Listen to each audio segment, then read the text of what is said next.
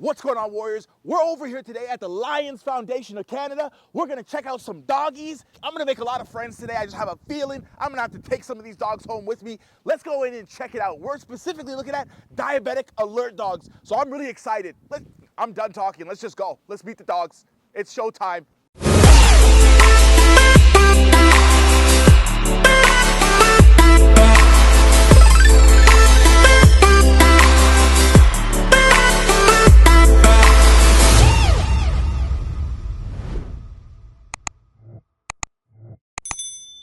On this channel, you guys know we're going to dive deeper on different topics, connect with other people around the world and organizations that are doing amazing things. And one of these organizations is the Lions Foundation of Canada. They help train diabetic alert dogs, and diabetic alert dogs can actually sense your blood sugar when it's going low or when it's going high. And so we want to dive in and really check this out, really put this to the test. What are these doggies all about? Maybe we'll get some autographs from some of these dogs. And so imagine you have a type 1 diabetic now that's living alone. If they have a diabetic alert dog, the alert dog can help them better sense their blood sugars when they're going low and kind of be that extra gauge of protection that helps them manage their diabetes, kind of like a Batman and Robin. Let's go. But blood sugars will likely go up, just feeling a little bit excited to see the dogs. And we know if you're a little excited and not having the ND filter, I got a little anxious about that because we couldn't shoot. So likely the stress kind of came up a little bit, but we'll see what happens here. We're gonna be monitoring the blood sugars as we go.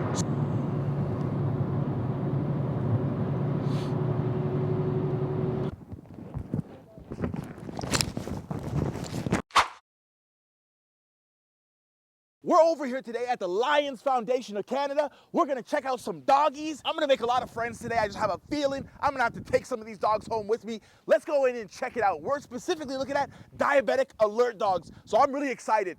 I'm done talking, let's just go. Right, so before we go in, we're gonna test our blood sugar. And sure, these dogs are gonna act kind of like a glucometer or a CGM. And apparently, they can tell when your blood sugar is low or when your blood sugar is high. But when we go in here, we're gonna check that out for ourselves and put these dogs to the test. Some of them might fail. Some of them might pass. We'll see. I'm a little bit excited, guys. I've been a little bit anxious too because we lost the ND filter, which helps us to block out the light. So we'll see if that's impacted my blood sugars and kind of spiked me a little bit more. That's the worst thing I hate about glucometers, when you put it in and then it doesn't do what it's supposed to do. Now, that's why you get a diabetic alert dog, because these things don't work the way that they should. And these diabetic alert dogs are gonna kick in and work the way glucometers should be working, right? Thank you, One Touch Vero meter strips. How cute would it be if someone got a diabetic service dog and then named it Vero, like the meter. Like the meter. I love that. That'd be so cute. Or CGM. That is fun. Nah, right? CGM's like a robot. Like you may as well call your dog RD. I am CGM. I am CGM. Why am I forgetting that robot from Star Wars? RD2. Oh, R2D2. There you go. So it didn't work for a second time, so we're going to try this a third time again. Another reason to get a diabetic alert dog. Oh, I appreciate you. Thank you so much for having us. Hey, you guys are awesome already. Let's go. Let's go. I love it. I love it. That's what I was saying today too. Let's get it. So my blood sugar ended up being a 6.3 before I headed in, and that's a 113 mg/dL. I was really curious. I wanted to see, would the dogs be able to sense any change in my blood sugar levels going in? Hey, there they are. When you first walk through the door, the power of these service dogs really hits you. I mean, the wording in the tiles that says they'll never walk alone really shows the power of how these service dogs can help those in need. And then the amount of awards that they have that are on the walls and hanging up in terms of the plaques really set the tone for the rest of what this tour was about to be about. Amanda, nice to meet you, Amanda. This is awesome. Oh, he is. He's actually there. I didn't see him. What's up, buddy? You got to get this guy in here. Hey, what's up, buddy? What's going on? Just an honest day's work. Yes, so this is Lions Foundation of Canada Dog Guides. We've been here for like 40 years. We've matched probably 3,000 plus dogs, dog guides, and you know, Canadians living with disabilities. It's our national training school, so for all across Canada. We're on the communications team. Amanda does our social media. And See, across Canada, there are multiple medical alert dog training facilities throughout places like Toronto, even Vancouver. And we're here in Oakville, Ontario, Canada, so a little place outside of Toronto, but there is something very special about this place that stands out above all others. We're super excited because we're actually building a new training school. Wow, okay. Because we're bursting at the seams here. I can imagine. It's a very old facility. It's got the music in the floor. Yeah, you know? yeah, So 100%. Yeah, I like it. yeah. It's a nice beat. Right? So we've made this place work Awesome. for a long time, but Awesome. we're so excited. We're actually building this new facility just over, not far, like 10 minutes from here. That's awesome. For me, I wasn't expecting it to be this big. Like, I thought it was just gonna be like, a small house, and we come to the back, there's a couple dogs in the backyard. Yeah. I was like, whoa, this is it? Well, we're the only organization that, like, right away, immediately people think of vision dogs, right? Right. For dog guides, Right. but we're the only organization that actually does 7 programs. Wow. So even though there are multiple dog training facilities across Canada and the world, this is the only training facility that offers 7 programs. They're also the only training facility in Canada that's ADI accredited. ADI accreditation just certifies that organizations meet high global standards for training and caring for assistance dogs, and it ensures that their practices are ethical and it enhances credibility. We do diabetes alert, training autism awareness dogs, facility support, which is like when you work with the court system or whatever, sometimes kids have to testify and things like that. Right. The dogs will be with them to comfort them. Awesome. Service, which is wheelchair, hearing, seizure response, yeah, so for epileptics. So 7 programs, we're the only ones that do that. So Wow. like I said, we're... Oh, you guys have cats too? I didn't even know. That's our only one, don't tell. That's the only one. That's a distraction. That's a distraction. This is our new building that we are building. Look how well behaved. That's just Yeah. so. Oh so- wow, that's looking. Yes, it's gonna. really Oh my futuristic. gosh, we cannot wait. Do you guys even do like field trips for kids that come here and see the dogs or anything like that? Or? We do all kinds of tours That's for cool. people. Yeah, That's awesome. and obviously in the new facility it'll be a lot nicer to This do is that looking. too. This is looking phenomenal. Yeah, Like, yeah. geez, Spring next year. for sure. I love it. Yeah, yeah. And this is the autism and facility support team. How's it They're going, training. guys? You guys good? You It guys looks are like they're crushing laying it out around, here. but they're training. Yeah. Over the years, we use different types of dogs too. I noticed like there's no Shih Tzus or like Nope. pugs or anything Nope. like that. Is there a reason? No. Is there like an IQ I'll let- test I'll they have let to the- pass yeah, if I'll they're let the failing? I'll let the instructors Fair talk enough, to that. Here we go. There's Amanda and Nikki. way. Is it true that it's your birthday? My birthday? No, it's not. But I feel like it's my birthday. Jesse's like, I think he said it's his birthday. You know, I might have said I feel like it's my birthday, just being here with the dogs and you guys. So pretty much, we can say that. I know. So we were actually talking on the way in here, and it was interesting because I noticed we didn't see any Shih Tzus or any pugs. It looks like there's specific breeds that you guys have in here as well. Why is it that you guys go with certain breeds over the others? Is there like an IQ test they're not passing? There's lots of tests they do go through. Yeah. But for us at Dog Guides, we breed labs, lab golden crosses, and standard poodles for people with allergies. Sit.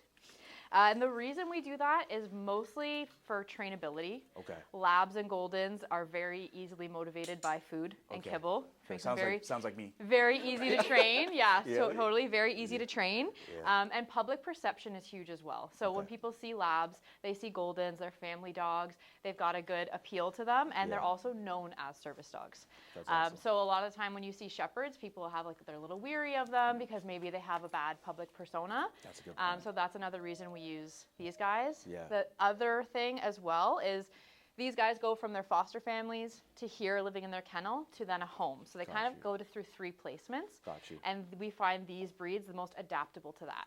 Shepherds, for instance, have a really hard time with that. Okay. Because they build such a bond from person to person. That makes sense. And Labs and Goldens kind of love everybody. I'm a type 1 diabetic myself, right? So, I never really thought that this was even a possibility for myself as a type 1 diabetic until recently. So, thanks to you guys and these amazing dogs, is there an age that they have to pass before they can actually become diabetic alert dogs? So these girls just turned 2. They're actually fully trained. They're ready to meet their clients on Monday. Oh, no They're going to meet their clients on Monday. Yep. Let's I'm not sure go. how old. Almost a year and a half. She's yeah. a year and a half? Yeah. Wow. She's a baby. Yeah. Girl. Wow. But she's full grown. But Yeah. also, we have some others Yeah, smaller. yeah. But of course, too, it's like there's somebody like me, like let's say you go through kindergarten, grade 1, grade 2, grade 3, grade 4. These guys look like they already came like ready. And I know that's thanks to you guys and what you guys are doing, but do you ever get dogs that are in here and all of a sudden they're just going crazy at each other, everyone's going nuts, and then you have to like put them through that process of getting them, yeah? If we took all their equipment off Yeah. and like their harness off and everything, and we said the release word, which is okay, then the dog will all go crazy. Like they'll all play and have fun, like because they're not robots, right? Like we want people to understand that these are dogs, right? Right. Like there are things where like, you know, they're gonna miss lows sometimes. There's good things that happen. Right. But we have to, of course, remember their dogs and that they're doing their best. So no one say the O word unless Yeah. it's It happens a lot. It happens in class all the time. So if we were to say it right now and these dogs got up and picked up that ball on the floor, they're not wrong. Could you guys you wanna test see a that demo? word out now? Or is that something that you guys would be able to do to see how that So she's on a actually tie down, so she can't go anywhere. Okay. So Yeah, this that's what is- she asked, yeah. yeah, this is Ribbon here. Ribbon. This is Ribbon, and that's Winter. Winter? Yep. So basically, I would just say like one at a time. Winter, okay. Oh wow. Winter, okay. And see how she was going for the ball. Ribbon, okay. Oh, that's awesome. Good girl. Oh, no way. Yeah, That and is so they waited for amazing. their release as well. Like we said, their name first. Yeah. Before each one of them was released. Yeah. Ribbon, Matt. Yes, good girl. Winter, Matt. So do you know how we train? No. No? We don't know nothing. Basically how we train the dogs to alert to a diabetic low. We do it through scent and specifically saliva. So we have lots of volunteers who have type 1 diabetes. So when they're having a low, they will chew on some gauze as long as they haven't had anything to eat or drink within 30 minutes, because it will taint the sample. Okay. And then they'll kind of chew on that gauze and then freeze it. And then once they've collected enough, we'll go kind of get them. And we thaw one at a time. And we can use them for about 3 days at a time. Okay. And then we have to open another one. And what we train for is anything below 4.5. Gotcha. That's what we train for as a low. Everybody's a little bit different in what they qualify as a low, but we just keep that as our generic one. Okay. So the dogs will start learning at anything below a 4.5. So there's lots of different stages of the scent training, but basically we use these little capsules that we call scent pots. We start with some just like, letting them sniff it, rewarding them for that. Then we'll have 2 canisters, we'll have some blank canisters, and then we start working on them locating the scent, whether it's on our scent wheel that we have, Winter, or another version of that is like boxes. So we lay them out, we hide the scent, and we want the dog to locate it, essentially. All 3 of these guys do a nose nudge alert, which means they essentially take their nose and like punch you in the side of the leg repetitively.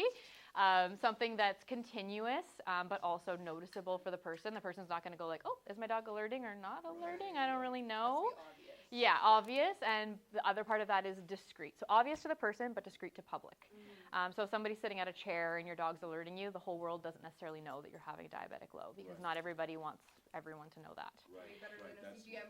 Yeah. It's also cuter than a CGM. Yeah, way cuter, yeah. So lots of our clients have CGMs. It doesn't take away from your ability to have a dog. The dog is just an additional tool to help manage your diabetes. The dogs are faster and more accurate than the CGMs. I'm sure you know there's a delay. There's a delay, and the numbers are different with what that's reading and what the glucometer is reading.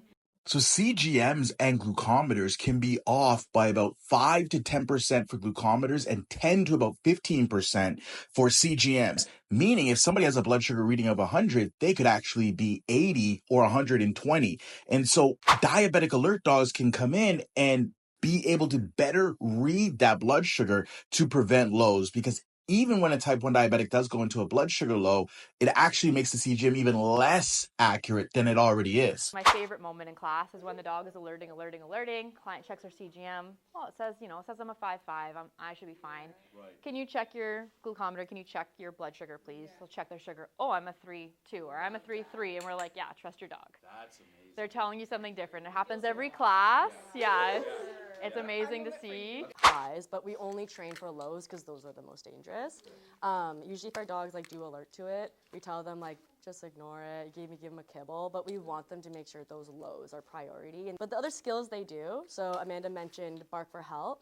That is if you can ask the dog verbally help, and it will bark until someone comes. Or say if someone was to drop to the floor because of their sugars, the dog will bark for help until someone comes as well. The dog's also trained to fetch the glucometer kit, fetch a juice box, or fetch glucose tabs, whatever the client prefers. We kind of customize the dog to the person, as well as we'll go get someone in the home. But I'll show you guys some of the skills here. Yeah. Let's do a basic fetch kit. Mackie, okay. Sit. Yeah, she's doing really good. Mackie, fetch kit.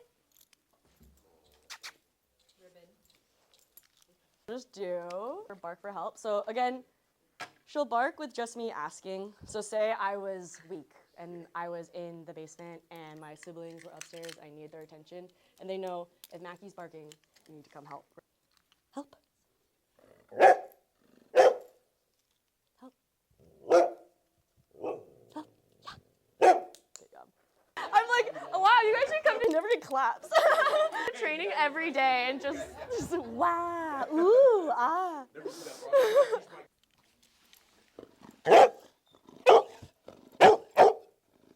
Nice and loud so you can hear it, but it's always great. And people know if there's a harness on the dog as well. If they approach, they can see that the person has diabetes, right? So what I'll do is I'll do a low blood sugar alert. I have the scent pod on me. Fun fact about Winter here. So Winter is actually learning a third-party alert. So what that means is she is actually going to work for a child. So when she smells it, she's going to go let the parents know that there's a low blood sugar happening in the home. Yeah, so hers is gonna look a little bit different. What I'm gonna do is just hide the blood sugar as if it was, you know, just in the home and she smelt it. And then she will come alert me, hopefully. I know the pressure's on. Yeah, hopefully. But we just like wait her out. She's already gonna start alerting me. Yeah. You see how her body language changed, how excited she is? And this is her alert. She's getting frustrated because I'm not listening. Good girl. Good girl. She's being persistent. Okay, yes, good girl. So we train them to keep going until they're acknowledged, essentially, because if you're having a low, sometimes you're a little foggy. It's harder for you to come out of it. So we train them to be persistent, sometimes too persistent because they love their job. In this type of scenario, is it possible to train a dog to call 911? They can fetch a phone, bring you your phone to dial 911, or we can teach them how to press a lifeline button. Our first thing that's going to happen when you drop unconscious is a bark for help. That's what the dog is automatically going to do. If you live in an apartment, you live with neighbors close by, we ask our clients to let your neighbors know if they hear your dog barking. It's not a natural thing that they should be doing. You need to come investigate because I could need help. So especially in apartment buildings. And then if it was a fail-safe for someone who lived in a home all by themselves, then we could definitely add in, I'm barking, nothing is happening. Now I'm going to auto and go press this button. That would call 911. Absolutely. Now, what would be the process for someone to get set up, with a dog? Yeah. When our wait list is open, they can go on and submit an expression of interest, which is just some basic information that lets us know if you kind of qualify for our program. We do have some requirements. And one of those is, like, one, that you have a support system available. If you ended up in the hospital, there's someone that can take care of your dog for you. Two is a minimum number of lows per week. So we do need at least 2 lows per week during the daytime hours, like before you're in bed. That the dog can work to. The other qualification for our typical program is also hypoglycemic unawareness. So you're not aware that your blood sugar is dropping, and that's why we have the dog. For our juvenile program, we don't have that hypoglycemic piece because kids are busy and not aware, and there are, a lot of other things going on. So for that program, which is under 16, 5 to 16-year-olds, that's a different, that one's just not included in that. Okay, gotcha. Yeah. Awesome. And do they purchase the dogs as well? Oh, that's a great question. Yeah. So no, we are a complete nonprofit charity. Wow. We are accredited through Assistance Dogs. She's still alerting me, by the way, if you're wondering. Wow. Sit. Wow. Good. Yeah. We're accredited through Assistance Dogs International. So we provide all of our dogs to our clients free of charge. They don't pay for anything. Once they have the dog, then they do pay for their food and stuff like that. Like, we like to say it's kind of like a lease because each one of these dogs is worth $35,000. Wow. Okay. So because of that, we maintain ownership of the dog throughout its working life to ensure that it's safe, ensure that it's being well taken care of. And then if anything does come up where those things aren't being met, then we do have the right to remove the dog for their own safety. I saw the cat on the way in as well, right? Yeah. And so I'm just curious because I have 2 cats at home, right? And again, I've actually been trying to teach them how to do it, but 4 years, nothing, right? I don't get anything. And so I'm wondering, like, is there a way that if I brought a cat in, you guys could, like, train a cat to do the same thing, or is this, like, just not a thing for cats at all? It's like you can train like a cat to do that. You could. Really? We would not be the ones to do it. If you brought me your cat and be like, can you just? I ain't doing that. But like, you can. She's in the car. I'll leave her in the car. No, we don't train cats, unfortunately, but we do train the dogs around cats. So we do have a cat in our Breslau facility. His name is Cheddar. He's our wonderful little trial cat. He rules the roost up there for sure. And then from time to time we have staff, usually like maybe every couple weeks, bring in a cat so the dogs can practice, because lots of our clients have cats in the home, so we're not going to place a dog with them that is absolutely like, you know, very excited by cats. Yeah. We want them to still do their job, so we take that into account as well. Some dogs are better with cats than others. Yeah, awesome. And if you guys had to say, like, what species you think is more intelligent, a dog or a cat, which one would you guys? You're talking to dog people here. I don't think you'll be surprised by our answer. You know what? I love it. You know what? I'm not going to say more intelligent. I'm going to say more willing. Fair. Dog. Yeah, that's fair. That's a good word. Yeah. More willing is definitely a dog. Yeah. Hey, as someone that has 2 cats, there's no way that I could see them doing this, so it's interesting. You know, again, I'm Yeah. gonna take one home. It is what it is. The attitude is real. The cat is Yes, real, yeah. and you know what? We actually see a lot of cat-like behaviors with our standard poodles. Those are our most similar to the cats. They're not as treat motivated. They've got the diva attitude. My favorite part about the dogs is definitely just, you know, you have clients that come in and having diabetes, like, you know, they're scared to go out in public by themselves, and there's all these fears that they have, but it's the confidence that the dogs give the clients, like seeing them, you know, take on life differently once they have the dog and seeing that independence happen with them. I think that's the most rewarding part. There's been some really cool cases we've had the past few years with that. Is there any case that stands out to you? I had a client, she went home with her dog within like the first week. The dog barked for help. She was in the shower and she collapsed.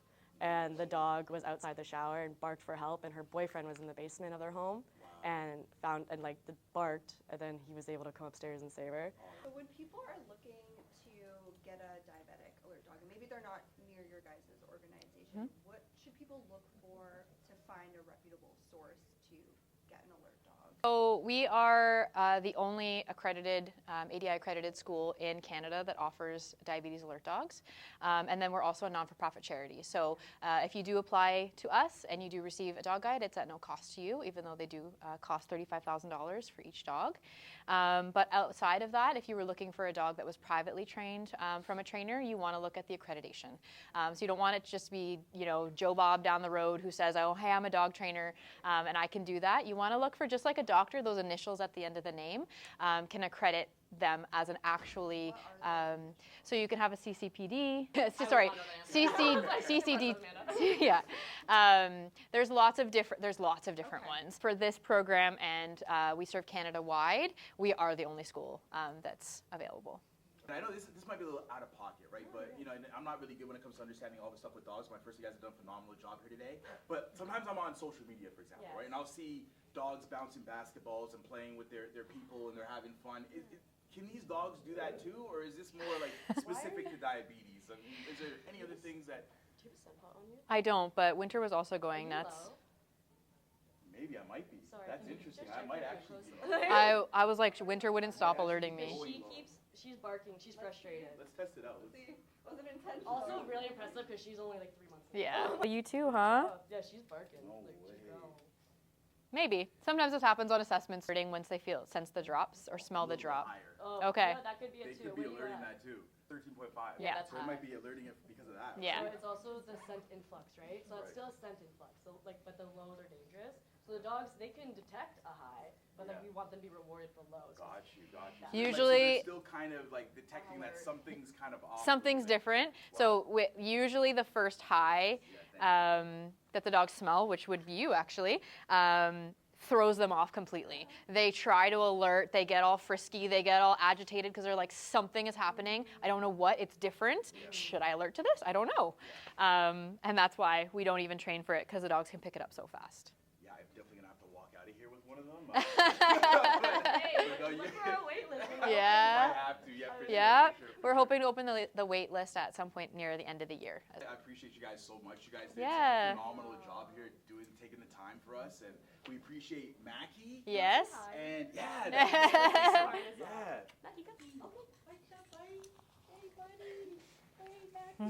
That was also to your question too. They also get time to be a pet dog. They get time to play. They get time to say hello. They get time to be regular dogs. And that's a big question we get all the time. Like, oh, they never get to have fun. That's not the case at all. Work all the time. Exactly. I love the energy. Exactly. Hey. How's it going, buddy? Very cute. Do you guys usually name the dogs? No, we don't get to name the dogs, unfortunately. So our puppy program, anytime a litter is born, they're assigned a letter of the alphabet. So Ribbon's litter was the R litter, Mackie's litter was the M litter, and every puppy in that litter gets assigned a name with that letter.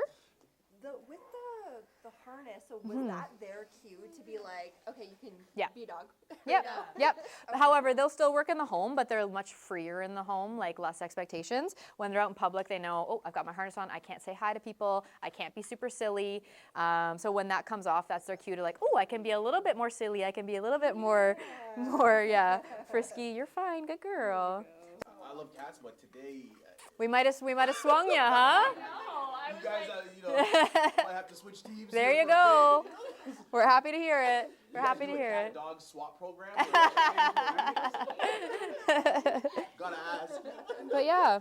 So if somebody wanted to, is in the area, in Canada, they're looking to, learn more about you guys, like where could they do that? Where's the best way to reach out to you guys? Where's the best place to find more information about you? Definitely our social media, so our Instagram, our website for sure is also updated. And then on April 5th, we're having our open house, and you can come and learn more about our programs. You can see some of these dogs do their demos and ask all the questions that you have.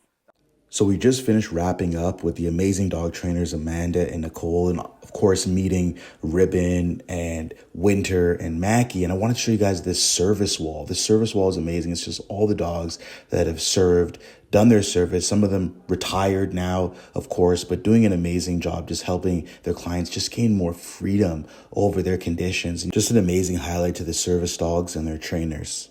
Actually there's a meet and greet after, so they That's get to amazing. meet, the person that's matched with their dog guy. That's so cool. Yeah, it's really emotional. Yeah, I can imagine. I can imagine. I've cried every grass. Really? Yeah, I can imagine. I'd be bawling my eyes out too. Behind the camera. It's like, who's sniffling back there? It's like, Amanda? Yeah. As we wrapped up this amazing tour, there was a few more surprises I really wasn't ready for. As we move forward and we wrapped around, we got to see more dogs as they participated in their training outside. Really helped to kind of get a big picture on the magnitude of what these guys are putting together. And they also had a warrior wall as well. And on this warrior wall, you would see the specific diabetic alert dogs that have trained. And you can see it goes back to about 2013, where they started training diabetic alert dogs, all the way up to today. Take it all the way in to 2023. We're going to load up some more. There we go. Showtime. I love it. 26 years as a type 1 diabetic, man. I should have did better research. I had it backwards. Here I am trying to train cats, and I'm like, hey, it's the dogs that are doing it, Yeah. Oh, look at this guy. This guy is so small. Yeah. Awesome. Dang.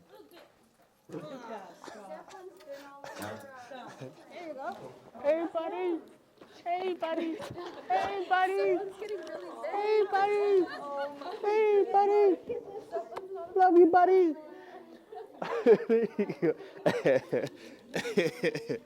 There you go, buddy. Yeah, buddy. I know, it's like you can't. My voice always just changes. I can't even help it. It's like my voice always goes like up like 5 octaves. It's Like, who's playing with it? no way. Am I getting this? Oh, that's amazing. Thank you so much. Look at this. Yeah. No way. Let's go.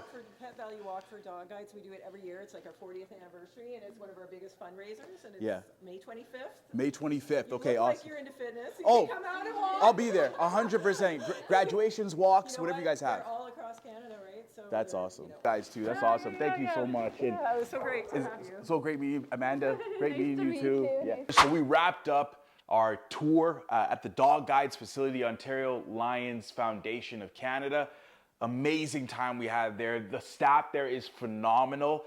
If you guys are curious yourself as well as to how it is that you can get a dog for yourself or someone you know can get a dog, make sure you guys visit their website. It's dogguides.com, and you're gonna go in and you would have to sign up for a wait list. They open up that wait list, I believe, at different times in the year. This year it'll be opened up towards the end of the year, so you don't wanna miss that out. So make sure you guys go on the website. You're gonna wanna make sure you sign up for that wait list if you are interested in a dog for yourself or someone that you know. They also have an open house on April the 5th at 152 Wilson Street in Oakville, Ontario, Canada. Make sure you guys show up there. It's phenomenal out there. The atmosphere, the dogs. If you walk out there having a bad day, I don't know what to tell you. How do you have a bad day when you got puppies to see? All right, so you guys go in there, have a good time, and also, any questions you have, drop them down below in the comments. You guys can also reach out to them on Instagram, social media as well. So I'm gonna drop their handles in the description of this video as well.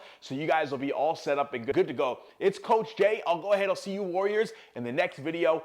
Make sure you guys share this with somebody that could benefit from a video like this too. I'll see you.